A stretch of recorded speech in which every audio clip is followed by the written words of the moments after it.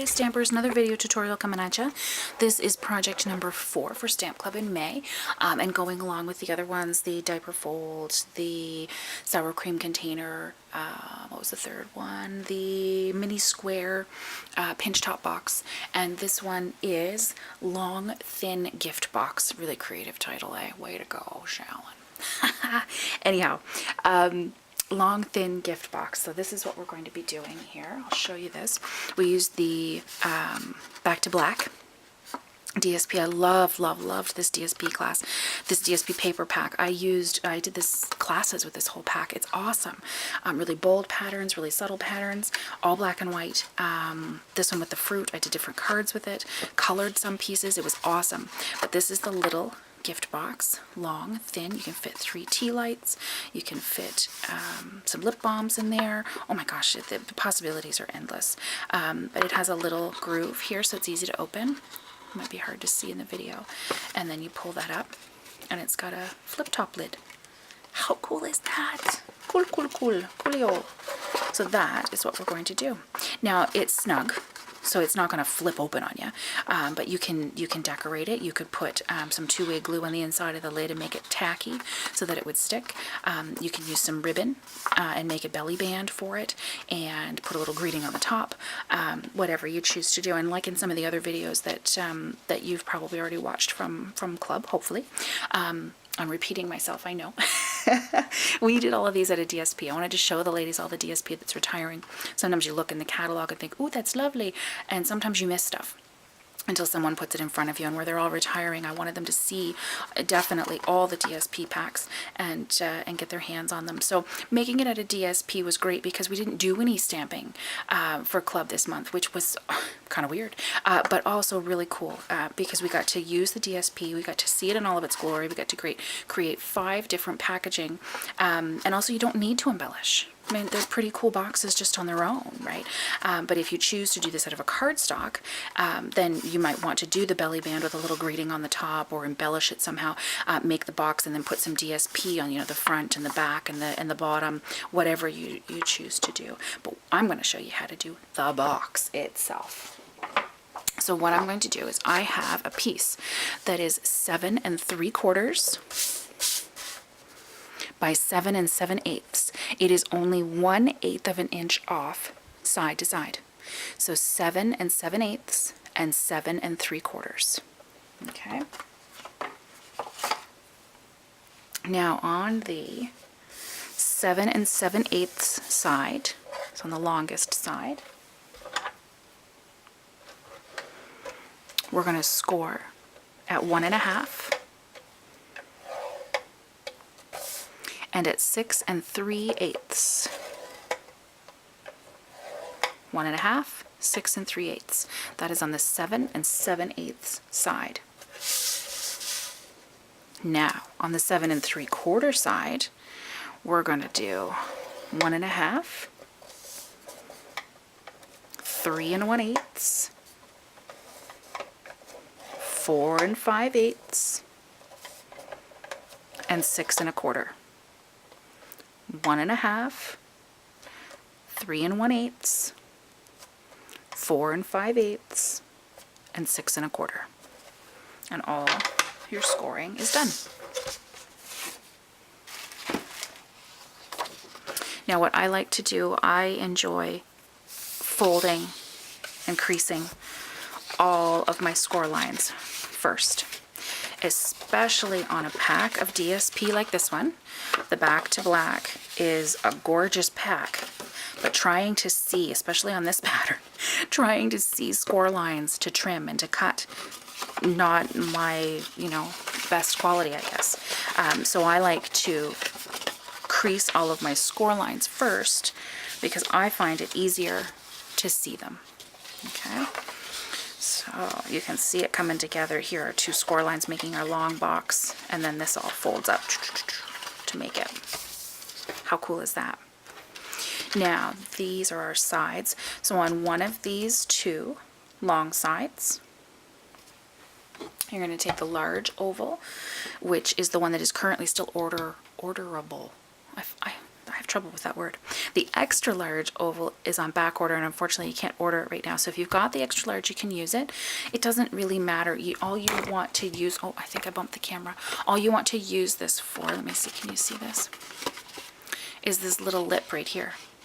And that one is even pretty big. You can make it a little less than that. And all you want it for is so that, because the lid comes down right to the bottom of the box, right to the same end.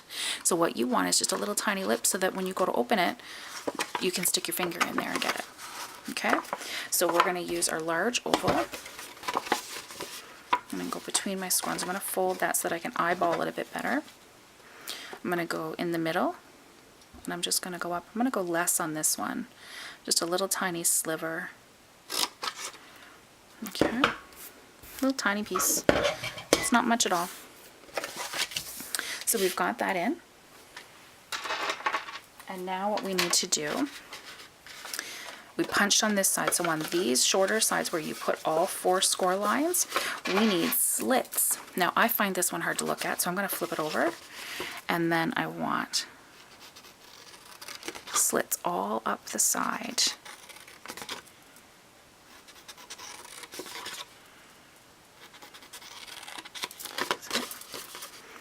Easy peasy.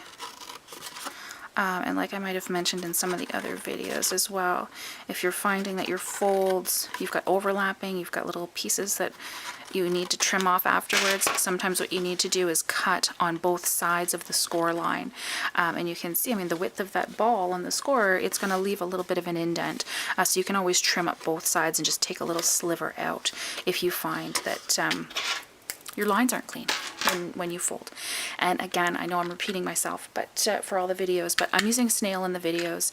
If you're going to be putting this together to gift, you do not want it falling apart. So I would suggest Tombow would be my first go-to. Sticky strip as well would work. That is retiring, but if you've got some, use it. Or the fast fuse that we've got as well. They will hold. Now with the snail and the Tombow, it's a little bit more forgiving. I have taken pieces off with the snail and then been able to move them around. It's not ideal, but I can. I use this more for demo purposes when I'm doing boxes. With the Tombow, it's not a long time, but you've got a couple seconds to be able to move your pieces of paper around. So that's why that would be my first go-to if I'm doing this to gift to somebody, so that it's not going to come apart, but I have that forgiveness. So when I'm going to put this together, I can kind of wiggle my pieces around if they aren't straight. The fuse and the sticky strip, you're not going to get that. You're going to have to be exact, because once you glue that down, it's done. So choose your adhesive wisely. I'm going to do this end first with our little notch, because that's going to be our lid.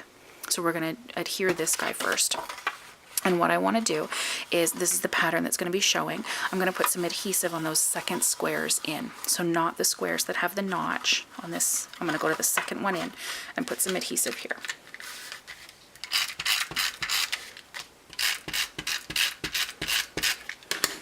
And I like that look. I'm going to put this guy down, and I'm going to take this front flap and push it back. I like that look because then there's no crease on the front of your box here. It's completely up to you. You can fold it the other way. You could put adhesive on the first one and come down like that if you wanted to. It's completely up to you. Fold it a few times without putting any adhesive and figure out what you like best, and then take it from there. There we go. And then we've got our lid. Voila! But we're not done yet. No, no, no, no, no. So now what we want to do, we've got 3 flaps left. And what I am going to do is I'm going to put adhesive on my middle flaps, bring my back up first, and then my front. And you'll see what I mean in a second. So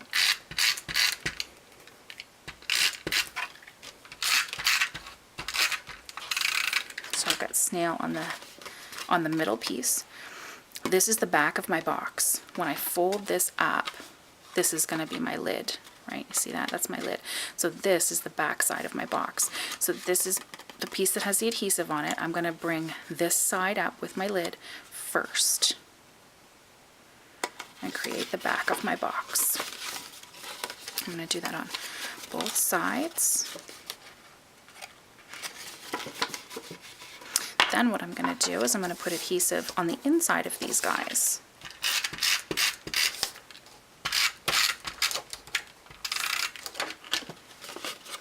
And then I'm going to finish my box by bringing the front up and across.